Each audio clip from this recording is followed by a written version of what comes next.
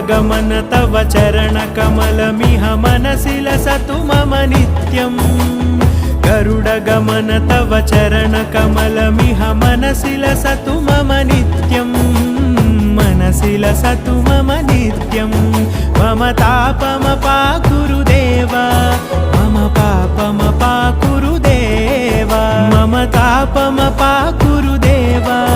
मम पापमपाकुरु देवा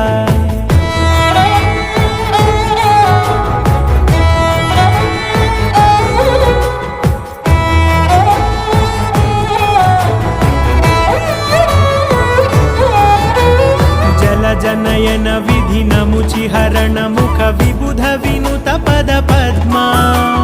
जल जनयन विधि नमुचि हरण मुख विबुध